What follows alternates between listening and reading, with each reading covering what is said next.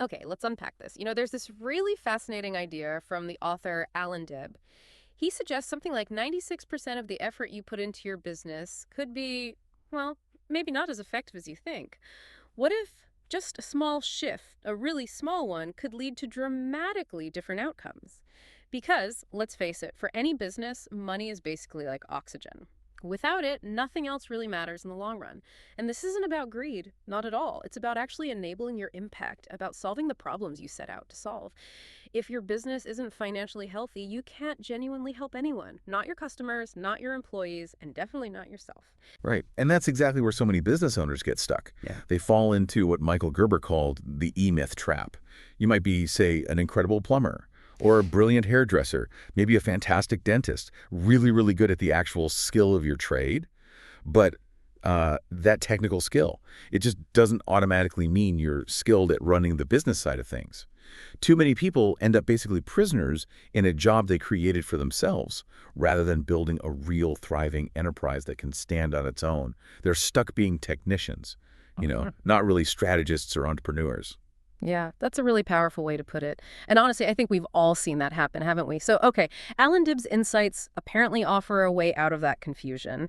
If we want to untangle this struggle and build something solid, where do we even start? Well, I think we start with Dibb's core philosophy, which is actually quite refreshing.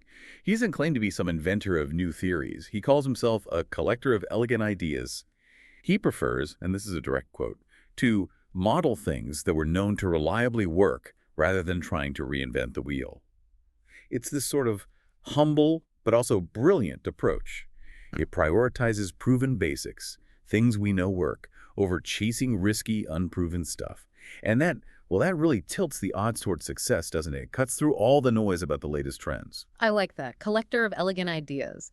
And that philosophy, it directly led him to the one-page marketing plan, right? He calls it an implementation breakthrough. So it takes these potentially really complex ideas from direct response marketing, marketing designed to get an immediate action, like a sale or a sign up, and boils it all down to a single practical page. That makes it super accessible, especially for small businesses. Exactly. And what's fascinating is how closely this connects to Pareto's 80-20 rule. Yeah. 80% of results from 20% of effort. But Dibb takes it even further to the 644 rule, which is kind of mind-bending. Basically, 64% of your effects often come from just 4% of your causes. Now, that's not just a number game. In practice, it means you've got to do a really rigorous check of everything you're doing. Like, we've seen companies realize that maybe 4% of their sales calls, the ones to really good, referred leads brought in over 60% of their revenue, while the other 96%, mostly cold calls, did almost nothing. It's about finding that critical 4% and focusing hard on it, working smarter. The one-page marketing plan is really designed to be that focused 4% effort. Wow, 644. That really makes you stop and think, doesn't it? Where is my 4%? So, okay, thinking about marketing then, it's not just random stuff, not just throwing ads out there. It needs a plan, a sequence. It's like building a house, maybe. You wouldn't just dump a load of bricks and start sticking them together, would you? You need the architect's blueprint first. That's your strategy. Then you lay the bricks. Those are your tactics. Without that blueprint, you just get a mess. A big, expensive pile of bricks that doesn't help anyone. Right. And that raises the question, what is that blueprint for getting customers? Dibb breaks it down into three main phases, moving people from, well, not knowing you at all, to being your biggest fans. First is the before phase, getting prospects to know you, maybe raise their hand. Then the during phase, nurturing those leads so they get to like you and are ready for that first purchase. And finally, the after phase, turning those first-time customers into raving fans, people who trust you, buy again and again, and tell everyone about you. It's not just linear either. It becomes this virtuous cycle where your current happy customers actually help bring in new ones. Okay, let's dig into that before phase then. Getting known. You said the absolute first step is selecting your target market. And yeah, trying to sell to everyone just doesn't work for small businesses, does it? It's like shooting arrows in the fog, hoping you hit something useful. Instead, you need that laser focus on a niche. Become the big fish in a small pond. Let's use an example, say Green Thumb Landscaping. They do lawn care. Initially, they might think anyone with a lawn, but Dibb would say, narrow it down. What if they specialized? Maybe eco-friendly, drought-resistant landscaping for homeowners in these specific upscale neighborhoods. See how that focus immediately feels stronger? It speaks directly to certain people. And to find that ideal customer, you can use something called the PVP index. Personal fulfillment, value to the marketplace, and crucially, profitability. Plus, creating a detailed avatar like picturing Max Cash, the financial planner, or his assistant, Angela assistant, helps you really get inside their head. Understand their day, their worries, the words they use. It's almost spooky how much clearer your marketing gets when you know exactly who you're talking to. Yes, absolutely. And once you know who you're talking to, the next bit in the before phase is crafting your message. Yeah. So much marketing is just self-focused. It's all, look at me, look how great we are. And that's mostly ineffective, right? Because it doesn't connect. The key, Dib says, is to enter the conversation already going on in the mind of your ideal prospect. That means talking about their problems, their desires. And a huge part of this is your unique selling proposition, your USP. Basically, Right. why should I buy from you and not your competitor down the street? Think about coffee. Coffee's coffee, mostly. But if the barista draws cool art on your latte, that's a USP. Or remember CD Baby's confirmation email? It was hilarious, remarkable. That was their USP. Or Apple saying 1,000 songs in your pocket for the iPod. That wasn't about tech specs. It was about the benefit. And trying to win on lowest price, that's usually a terrible idea unless you're like Costco, huge. Someone's always willing to go broke faster than you. Okay, so if price isn't the answer, how do you actually say what makes you unique? In a quick way, I mean. It's easy to just waffle on. Yeah, true. Dib offers a really simple formula for an elevator pitch. You know the problem? Well, what we do is your solution. In fact, here's some proof. It forces you to be clear and focus on solving a problem. So for Green Thumb Landscaping, it might be, you know how tough it is to keep a nice lawn during a drought and you feel bad about wasting water? Well, what we do is design beautiful, sustainable landscapes that thrive with less water. In fact, our clients usually cut their water bills by about 30% in the first year. See, clear. Problem, solution, proof. And then your irresistible offer. It needs more than just the product. It's the whole package. It needs a clear reason why they should act now, maybe some value stacking with bonuses to sweeten the deal. You might have strategic upsells for more value, maybe payment plans. Definitely needs an outrageous guarantee to take away their risk. And maybe some scarcity, like a limited time offer to nudge them to decide. So for Green Thumb, again, the irresistible offer could be, sign up for our Eco Lawn Design Package by the end of the month, scarcity, and you get our drought-proof plant guide for free bonus, plus a personalized 3-month watering schedule, more value stacking, and the guarantee. If your new lawn isn't saving you at least 25% of water in 6 months, we'll fix it for free, no questions asked, outrageous guarantee. Oh, and by the way, we also do automated irrigation systems that work perfectly with this upsell. Right, that makes sense. So you've got your target, your message, your offer. Now you actually have to get it out there. How do you do that without falling into that old trap John Wanamaker talked about? Wasting half your advertising money because you don't know which half works. We should know today, shouldn't we? And this reminds me of what Dib calls the most dangerous number, 1. Relying on just one way to get leads or one type of ad that makes your business really fragile, right? Like if Google changes its algorithm overnight or Facebook ads stop working for you, poof. Exactly. That's why you need multiple channels. Yeah. And preferably paid channels. Because paid media, unlike just, hoping people see your social media posts, is reliable and it forces you to track your ROI. You have to know what's working. So Green Thumb shouldn't just try local paper ads. They should test targeted Facebook ads, Google ads for specific searches like drought-tolerant landscaping, maybe even targeted direct mail. Diversify. Okay, that leads us nicely into the during phase, capturing and nurturing leads. You mentioned earlier that most businesses are like hunters, always chasing the next sale, which sounds exhausting. It is exhausting. The alternative is to be a farmer. You plant seeds, capture leads, you nurture them with value, and you harvest when they're ready. A really powerful tool here is the ethical bribe. Offer something valuable for free, like a guide or a checklist. For Green Thumb, it could be that 7 Secrets to a Green Lawn in a Drought guide we mentioned. This does 2 things. It identifies people who are really interested, and it can boost your ad effectiveness massively. Dib quotes like 1,200% because you're only collecting leads from interested folks. Once you have that lead, you need a marketing infrastructure, usually built around a CRM system, customer relationship management. Think of the CRM as your business's memory. It tracks every interaction, every email opened, every call made. It's your central hub, your potential gold mine, so leads don't just fall through the cracks. And once you have those leads in your system, you can't just leave them there. You've got to nurture them. Reminds me of that story about Joe Girard, the car salesman, Guinness Book of World Records guy. He sold, 13,000 cars individually? Not because the cars were special, but because he stayed in touch. Sent a card every single month. He understood that law of 250. Every customer knows about 250 people. He built relationships. So this leads to the irresistible lead nurturing model. It's about multiple contacts, building trust, showing you know your stuff. before you ask for the sale. So you become a welcome guest, not an annoying pest. Absolutely. And the great thing is a lot of this nurturing can be automated. Email sequences, maybe even triggered postcards. Green Thumb could send monthly tips on eco-gardening or a quarterly reminder about seasonal checkups. You stay top of mind. You keep providing value. So when they're finally ready to buy landscaping services, who are they going to think of first? You. Okay, makes sense. Now, the after phase, starting with sales conversion, turning those warmed up leads into actual paying customers. The idea here is to make buying feel easy, natural, because you've already built so much trust, and avoid what Dib calls hopeum, getting excited about every prospect who shows a tiny bit of interest but has zero intention of buying. Instead, use things like those outrageous guarantees we talked about. They flip the risk, right? Make it your problem if things don't work out, not the customer's. Yeah, exactly. A guarantee shouldn't be wishy-washy like satisfaction guaranteed. It needs teeth. For Green Thumb, besides the water-saving guarantee, maybe it's if you see weeds within 60 days of our treatment, the next one's on us. Something specific. Another great tactic is the puppy dog close. Or try before you buy. Let people experience the value first. Like when you take a puppy home for the weekend. It's pretty hard to bring it back, isn't it? I remember trying some software on a free trial. By the end, I couldn't imagine not having it. It became essential. And finally, crucially, dismantle your sales prevention department. Look for anything that makes it hard for people to give you money. Those cash-only signs, complex online forms, a booking system that's a nightmare to use.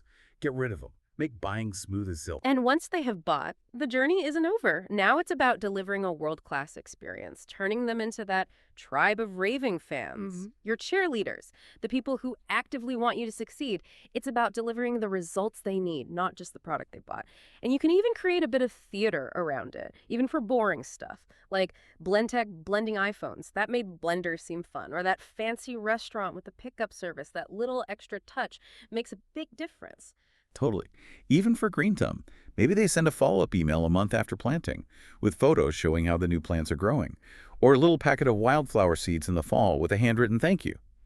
It's about elevating the experience beyond the basic transaction and use technology to reduce friction. Simple things. A clear website, easy online payments, maybe text updates about service appointments. Think about how easy it is to track a package now or book flights online. Those smooth interactions build loyalty, even if it's subconscious. You also want to be a voice of value. Consistently share useful info through blogs or newsletters. Establish yourself as the expert. And lastly, tell them all the trouble you go to. Explain the effort behind your work. Guinness talking about its slow pour or fancy soap describing its rare ingredients. It boosts the perceived value. Building on that, the real gold mine is often increasing customer lifetime value. That acres of diamonds idea, the biggest opportunities are often right under your nose with your existing customers. It's almost always cheaper and easier to get more business from someone who already trusts you than to find a brand new customer. For sure. And there are basically 5 main ways to do that. 1, raising prices strategically, of course. Don't undervalue yourself. 2, upselling the classic, do you want fries with that? For Green Thumb, maybe offering premium organic fertilizer after they install a new lawn. 3, ascension moving customers up your value ladder, from basic mowing to a full landscape design and maintenance package. 4, frequency, getting them to buy more often. Think subscriptions, seasonal reminders, maintenance plans. And 5, reactivation, reaching out to past customers who've gone quiet and bringing them back into the fold. But, and this is critical, to do any of this well, you have to know your numbers, your leads, your conversion rate, average sale value, break-even point, how many customers you lose, churn, and what a customer is worth over their entire relationship with you, lifetime value. Dib shows an example where just improving 3 key metrics by a modest 10% each resulted in something like a 431% increase in profit. Small tweaks, massive impact. This also brings up polluted revenue, meaning not all revenue is good revenue. Some customers cost you more than they're worth. You can sort of categorize them. Your tribe, the raving fans love them. Churners, they leave. Snow leopards, high value but rare. And then vampires. Vampires. Okay, that sounds dramatic. These are the problem customers, I take it, the ones who drain your time and energy. Deeb actually suggests firing them. That sounds, well, a bit scary for a small business owner. What's the biggest mistake people make when they think about firing a customer? And how do you even do that without causing a huge fuss or bad reviews? Yeah, it does sound harsh, but it's strategic.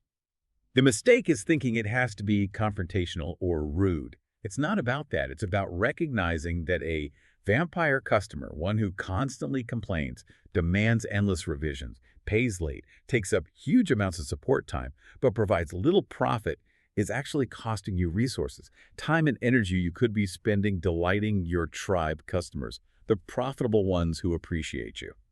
The how is usually just polite but firm boundary setting. It might be saying, I'm not sure our services are the best fit for what you need right now, or explaining that the level of service they require isn't covered by the current price. Sometimes it's just letting them go naturally if they're consistently difficult. You don't need a big showdown. You just strategically stop investing your limited energy there. It protects your business and honestly your sanity too. Okay, that makes more sense. It's about resource allocation, really. And finally, the last piece of the after phase, orchestrating and stimulating referrals. Not just hoping people talk about you. Passive word of mouth is nice, but it's slow and unreliable, right? Back to Joe Girard's Law of 250, everyone knows people. You need to actively tap into that network. Asking for a referral isn't begging. It can be framed as offering value, maybe a discount or gift card for both people involved.